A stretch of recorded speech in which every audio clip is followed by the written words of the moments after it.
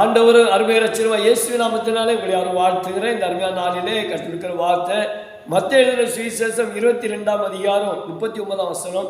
இதற்கு ஒப்பா இருக்கிற இரண்டாம் கற்பனை என்னவென்றால், உன்னிடத்துல நீ அன்பு கூறுவதை போல பிறனிடத்தில் அன்பு கூறுவாயாக என்பதே. நல்ல கற்பனை இல்லை? நம்ம இடத்துல எப்படி நம்ம அன்பு கூறுறோமோ, நம்மளை எப்படி நம்ம நேசிக்கிறோமோ அது போல மற்றவங்களை நேசிக்கணுமா? இந்த அன்புடைக்கு என்ன செய்யுது? குறைஞ்சிக்கிட்டே வருதில்ல. தண்ணியை பாலில் தண்ணி கலப்படம் பண்ணுற மாதிரி என்ன செய்யுது? அன்புலேயே நிறைய கலப்படம் வந்துச்சு. மாய்மாலமான அன்பு, மாய்மாலமான அன்பு. யூதாஸ்து செஞ்சா பற்றியெல்லாம் அவரோடு கூட இருந்தான், நான் சாப்பிட்டா அவரோடு கூட தூங்கினா உட்கார்ந்துருந்தா, அவர் திருவிந்து கொடுக்குறாரு, கம்யூனியன் கொடுக்குறாரு, அதையும் வாங்கி சாப்பிட்டுக்கிட்டான். ஆனால் சாப்பிட்டாலும் பணம் என்ன செய்யலை, மாறலை. நிறைய பேர் அப்படித்தான். சபைக்கு போகிறேன், சர்ச்சுக்கு போகிறேன், ஜெபிக்க போகிறேன், அத்தனை மணி ஜெபம், இத்தனை மணி நேரம் ஜெபம், எழுப்புதல் ஜெபம், அந்த ஜெபம் இந்த ஜெபம், எக்கச்சக்கமான ஜெபம் தான். ஆனால் இன்னும் பிசாசு உள்ளதான் இருந்துகிட்டு இருக்கிறான், உள்ளதான் இருக்கிறான். வசனம் அவனுக்குள்ள பிசாசு புகுந்தான் அப்படின்னு சொல்லி உடனே புறப்பட்டு போயிட்டான். ஆண்டவர் சொல்றாரு, உன்னிடத்துல அன்பு கூறுவாங்க, பிறனிடத்துல அன்பு கூறுவாயாக. நிறைய பேருக்குள்ள மாய்மாலமான அன்பு. சிலர் உண்மையா நேசிப்பாங்க பாருங்க, எட்டி உதைச்சிருவாங்க. உண்மையா நேசிக்கிற ஆட்களை இன்னைக்கு அநேக நேசிப்பதில்லை. சில தேடி தேடி போவாங்க, வாங்க பிரதர், வாங்க சர்ச்சுக்கு வாங்கம்மா, வாங்க ஐயா, வாங்க சிஸ்டர், கண்டுடே மாட்டான். நான் அப்படிப்பட்ட ஆட்கள் சொல்றேன், ஒரு நாள் நீங்க தேடும் போது யாரும் உங்கள்கிட்ட வர மாட்டாங்க. நீங்க அப்படிப்பட்ட ஆள் தேடுவீங்க. ஒரு நாள் எனக்கு அன்பு காட்ட ஆள் இல்லையே, எனக்கு ஜெபிக்க ஆள் இல்லையே, என்னை விசாரிக்க ஆள் இல்லையே, நான் நோயாளியா இருக்கிறேனே அப்படி நீங்க நினைப்பீங்க. அது உங்களை தேட ஒரு பேர் இருக்க மாட்டாங்க, ஒருத்தர் வர மாட்டாங்க. ஏன்னா நீங்க அன்பு காட்டல. சில சொல்லுவாங்கல்ல, என்னவா வேதனைப்படுத்திட்டா, எனக்கு ரொம்ப சங்கடப்படுத்தி, மனசு அப்படியே கொதிக்குது. அதே பார்த்தா மற்றவங்களுக்கு கொதிக்கும். அதே கர்த்தருடைய பிள்ளைகள் ஊழியக்காரர்கள் வேதனைப்படுத்துறாங்க. நினைக்கிறேன் பார்த்து கொண்டு உங்களை சொல்லல, அநேகர் அப்படி இருக்கிறாங்க, வேதனைப்படுத்துறாங்க. அன்பு காட்டுற தேவனுடைய பிள்ளை இடத்துல அன்பு காட்டுறது இல்லை. வீட்டுக்குள்ள அன்பு காட்டுறது இல்லை, அண்ணன் தம்பிக்குள்ள அன்பு காட்டுறது கிடையாது, மாமியா மருமகளுக்குள்ள அன்பு காட்டுறது கிடையாது. மாய்மாலமான அன்பு தான், எல்லாம் மாய்மாலமான அன்பு தான். எப்போ விழுவான், எப்போ சாவான் அப்படிங்கிற எண்ணம் தான் உள்ளத்துல. வெளியில நல்ல ஜபம் தான், எழுப்பு ஜபம், 12 பண்ண ஜபம், என்ன ஜபம் பண்றாங்க, அப்பா குறைச்சலே இல்லை. இருக்கு ஆண்டோடைய அன்பு உள்ளவங்க, ஆண்டவரை நேசிக்கிறேன்னு சொன்னா, உண்மையில நான் இன்னும் சொல்றேன், ஒருத்தர் ரட்சிக்கப்பட்டவன்னு சொன்னதுக்கு அதுக்கு அடையாளம் என்ன தெரியுமா? உங்களை போல மற்றவங்களை நேசிக்கணுங்க.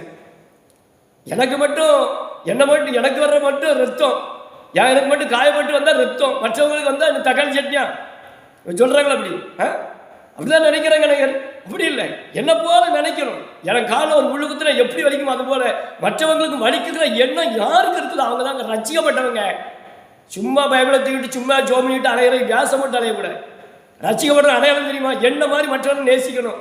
நான் ஒருத்தரை யாசினா, ஒருத்தர் என்ன யாசினா எனக்கு எப்படி மனசு துடிக்குமோ அப்படியே நான் ஒருத்தரை பேசணும், அவங்க மனசு துடிக்குங்கிற எண்ணம் யாருக்குள்ள இருக்கோ அவங்க தாங்க ரட்சிக்கப்பட்டவங்க.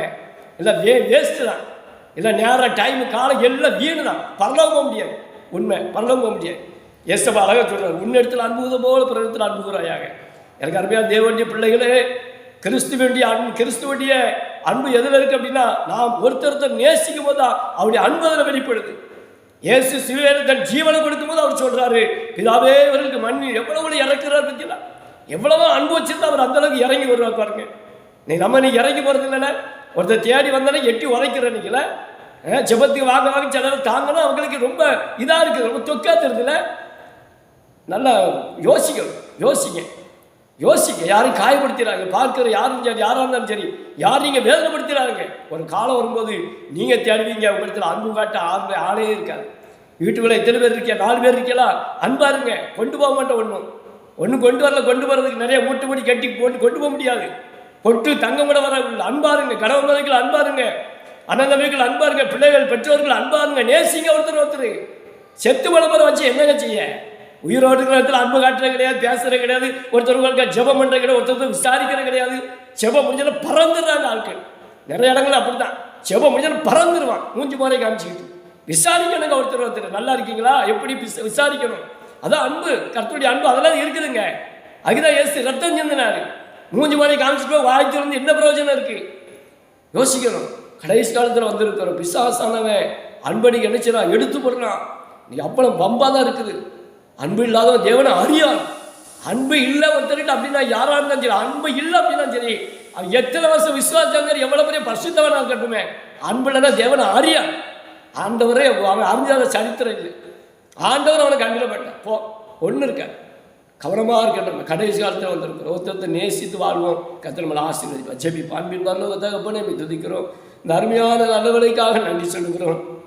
கிறிஸ்து எங்களுக்காக அந்த பூமியில் இறங்கி வந்து எங்கள் மேலே அன்பு வைத்தது போல நாங்களும் பிறர் மேலே அன்பு வைத்து ஆண்டவரே அன்பு பாராட்டி வாழ எங்களுக்கு உதவி செய்யுங்க ஏசப்பா. கசப்பு வேண்டாம், வெறுப்பு வேண்டாம், பகை வேண்டாம், விரோதம் வேண்டாம், யாரையும் நாங்கள் வேதனைப்படுத்த வேண்டாம். எங்களை போல மற்றவங்களை நேசிக்க கிருபை தார். இயேசுவின் நாமத்தில் பிதாவே, ஆமென்.